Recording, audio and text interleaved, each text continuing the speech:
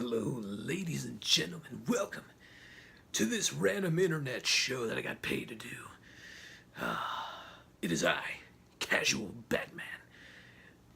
It's not all the time where I love to wear the cool, just like the cool suit and everything with the giant cape flailing everywhere and, all the cool gadgets. Today, I am simply just chilling. Now, today's adventure is me against that pesky Dracula. But I killed him good, though. Oh, yes. Just having him just getting burned up by the sunlight. I am so not good at this shit. I kind of fucked up the ending there.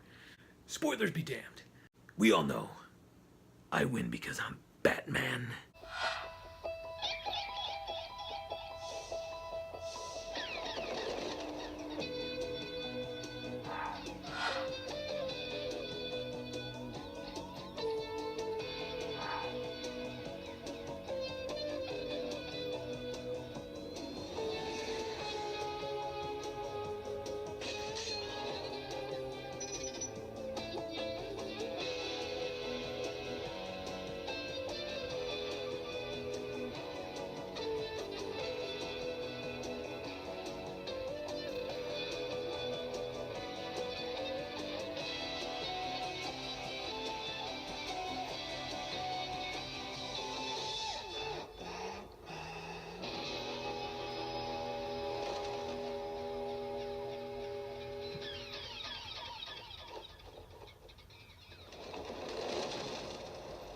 What is up and welcome, ladies and gentlemen, to a spooktacular edition of Worth a Watch with me, Anthony Flores. This is going to be the lone episode of Halloween month 2018. I've done this for many years, and I always think about, well, what do I do? What do I review this year? I've reviewed so many movies over the last 8-10 years that I've been doing this, and sometimes it's a little tough. I almost forget what I honestly do.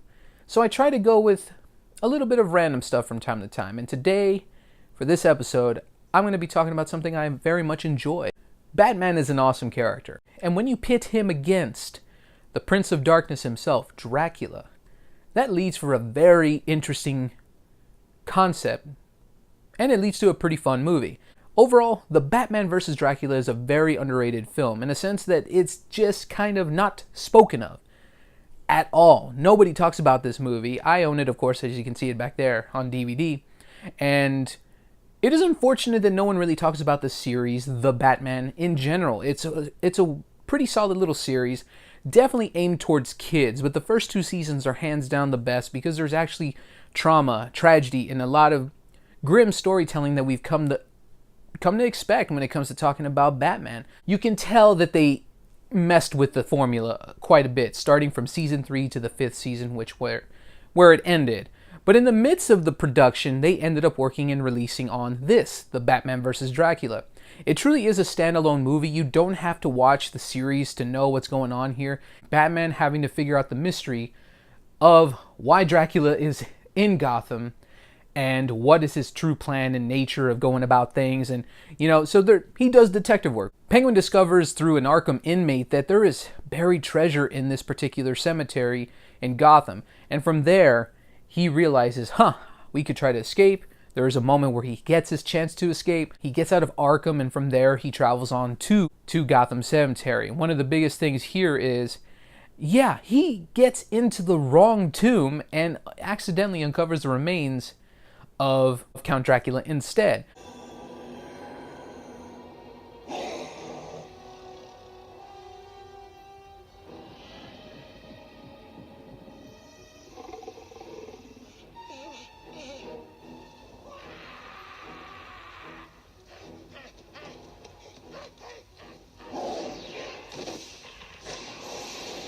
I love the transformation to him. I think it's a nice progression throughout the film. And from there, he takes on a minion, like Renfield in the Dracula films.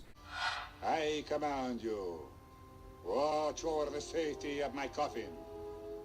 Yes, master. He takes on the Penguin, since he was the one who resurrected him by accident, so he took pity and used him as a minion throughout the film. And from there, when Dracula finally gets into society, he drinks enough people's blood and attacks people, and even those moments are pretty eerie. They actually do a very good job of having these moments of very creepy, disturbing imagery. There's actually some blood shown here or there, which is surprising. I didn't expect them to actually do that, especially for the type of show that this was. From there, we see Batman finally catching on. There are some people starting to go missing, and that's where the mystery lies for him. He has to uncover why people are going missing and why these creatures are suddenly invading, and also trying to figure out who is this Dracula person, which he, of course, he doesn't reveal himself to be Count Dracula. He goes by the name Alucard. Pardon me. Thanks. Whatever are you writing?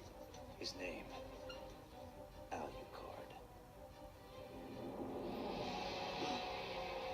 But I think what makes this different and what makes it stand out, just the fact that they had a nice underlying theme of these two characters are obviously very Bat-centric.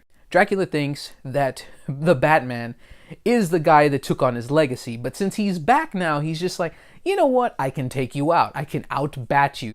Try as you may, you cannot outbat me.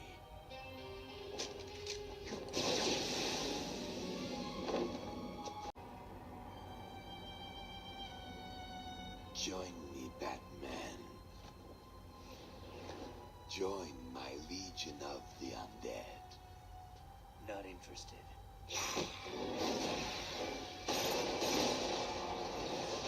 Then I thank you for keeping my legacy alive in my absence. But now there is only room for one Batman in Gotham.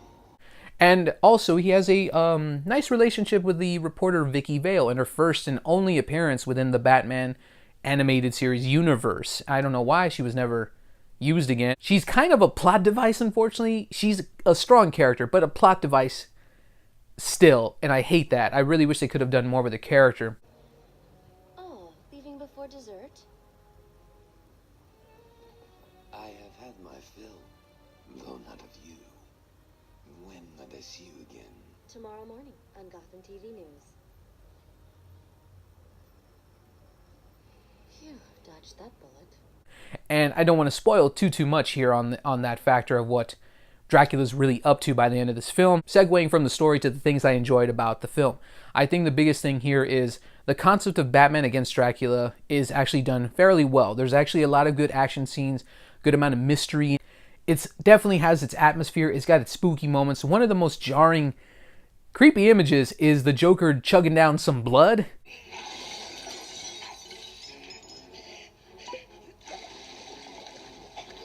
I think Rino Romano is very underrated when it comes down to the performance of Batman/Bruce Wayne.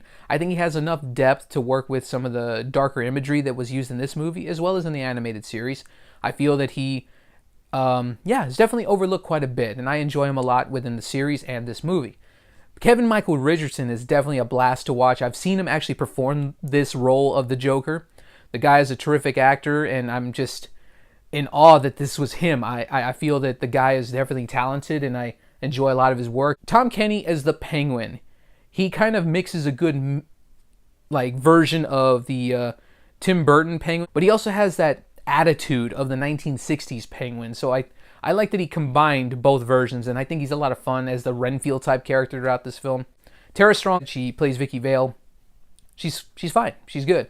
Tara Strong is Tara Strong. She's awesome no matter what she does. Last but definitely not least, Dracula himself, Peter Stormare. And he's just got enough menace in his voice and enough of that gravitas that he portrays this version of Dracula, where you believe that he's that very smart individual. He definitely looks down on a lot of people. He thinks he's better than a lot of people because of his intelligence and immortality.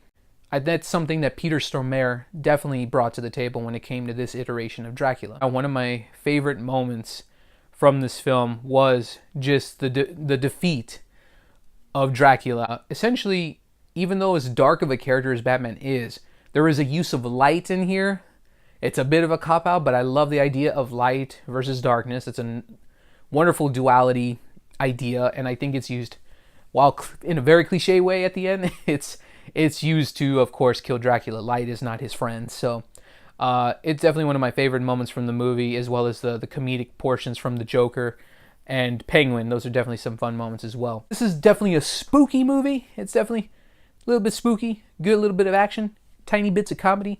I think it's a nice, perfect little morsel in a movie that I wanted to talk about this Halloween season. That is it for Halloween month 2018. It was very short and sweet and to the point, like this movie. Oh, and I hope you all enjoyed this episode. And let me know in the comments down below, what are your thoughts on the Batman vs. Dracula? Don't forget to like, subscribe, and all that other good stuff in between. Thank you again for watching.